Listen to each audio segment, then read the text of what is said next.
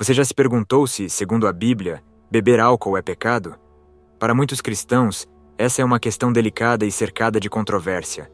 Alguns acreditam que o consumo de álcool, mesmo em pequenas quantidades, vai contra os ensinamentos bíblicos. Outros veem o vinho e outras bebidas como parte da vida cristã, desde que com moderação. Afinal, como algo que Jesus aparentemente consumiu pode ser considerado errado? Antes de entrarmos no assunto, quero convidar você a se inscrever no canal e deixar o seu like no vídeo e, se possível, não se de compartilhar. Seu apoio é fundamental para nosso trabalho. Para entender o que a Bíblia diz sobre o consumo de álcool, é essencial começar pelo contexto histórico e cultural em que esses textos foram escritos. Tanto no Antigo quanto no Novo Testamento, o vinho e outras bebidas alcoólicas faziam parte da vida cotidiana.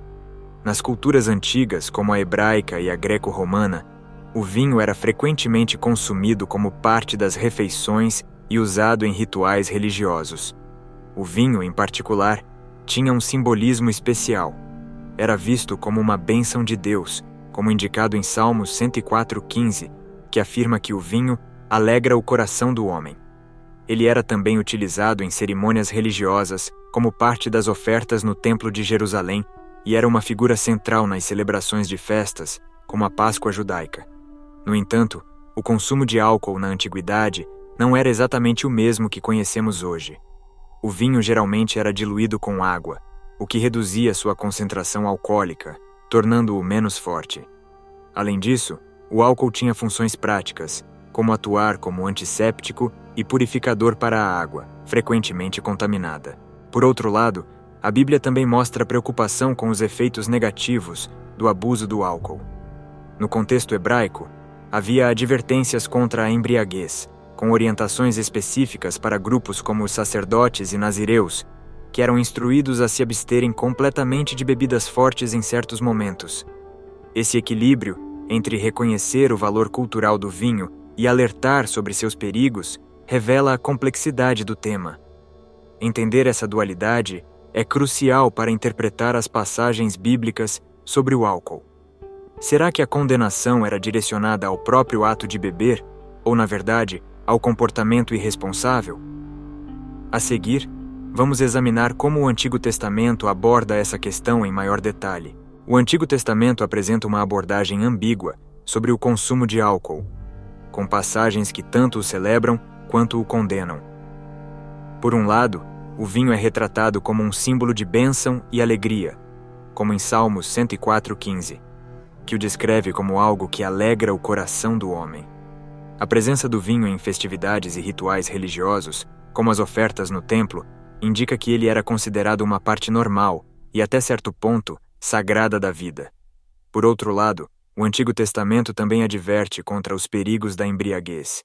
Em Provérbios 21, lemos: "O vinho é zombador, e a bebida forte, alvoroçadora.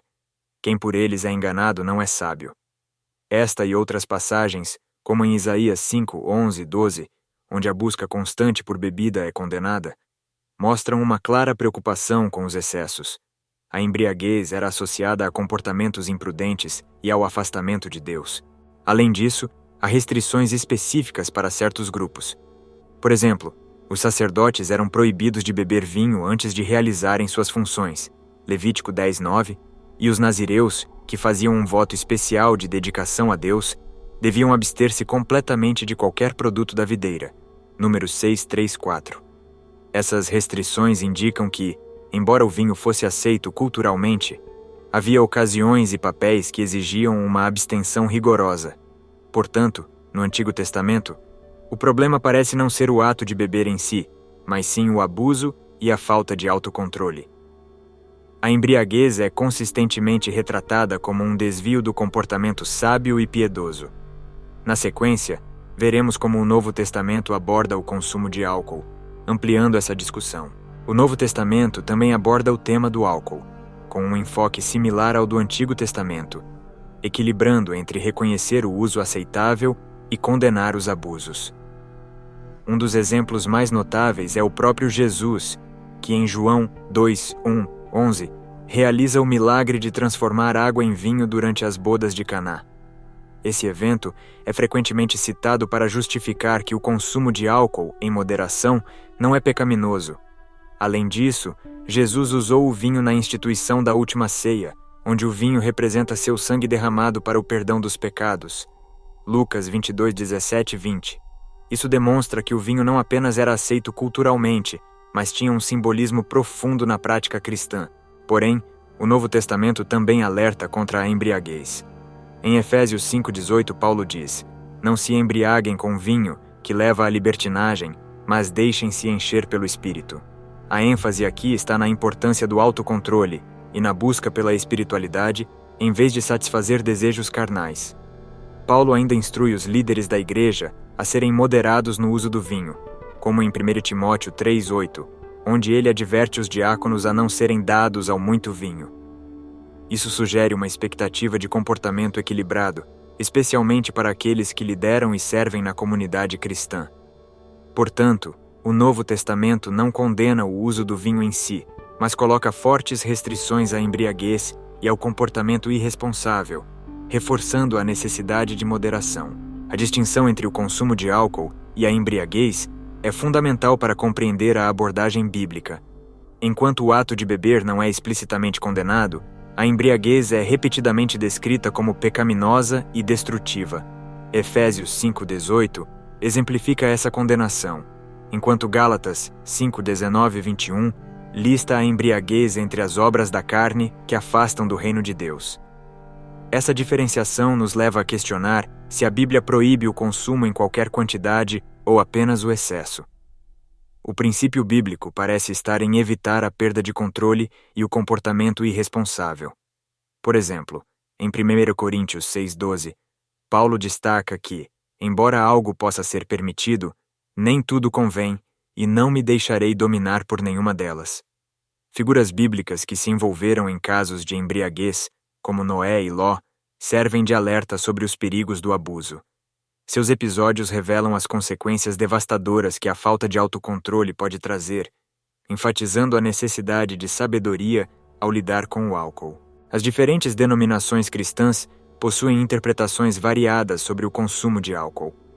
A Igreja Católica, por exemplo, permite o consumo moderado de vinho, especialmente em contextos litúrgicos, como na Eucaristia.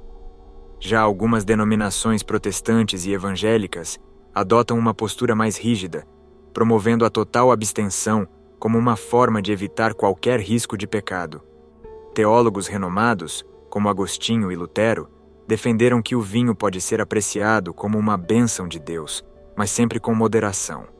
Por outro lado, influências do movimento de temperança no século XIX levaram a um aumento na promoção da abstinência total em muitas tradições protestantes. Essas diferenças refletem a diversidade na interpretação das Escrituras e a influência de fatores culturais e históricos sobre a teologia cristã. Para os cristãos de hoje, a questão do consumo de álcool deve ser considerada à luz dos ensinamentos bíblicos e da consciência pessoal. É importante avaliar se o consumo de álcool glorifica a Deus e respeita tanto a liberdade cristã quanto o impacto que isso pode ter sobre o testemunho para os outros. Paulo ensina em 1 Coríntios 8,9 que devemos cuidar para que nossa liberdade não se torne uma pedra de tropeço para os irmãos mais fracos na fé. Assim, mesmo que o consumo moderado seja permitido, a responsabilidade com a comunidade de fé e o exemplo dado para os outros deve ser considerado. Cada cristão deve buscar o equilíbrio, entendendo que, embora todas as coisas sejam lícitas, nem todas edificam. O autocontrole e a moderação são chaves para lidar com o álcool de forma que honre a Deus. Diante de tudo o que exploramos, a Bíblia não proíbe explicitamente o consumo de álcool, mas deixa claro que a embriaguez é pecaminosa. O vinho é descrito tanto como uma bênção quanto uma armadilha, dependendo do uso. O ponto central é a responsabilidade e a moderação, evitando comportamentos que afastem o cristão dos princípios de Deus. Para os cristãos modernos, a decisão de beber ou não deve ser tomada com oração, sabedoria e consideração pelo impacto que essa prática pode ter. Seguir a orientação do Espírito Santo e manter uma vida que glorifica a Deus são fundamentais para lidar com essa questão. Portanto, Não se trata de apenas perguntar se beber é pecado, mas se o uso do álcool está em harmonia com a fé e o testemunho cristão.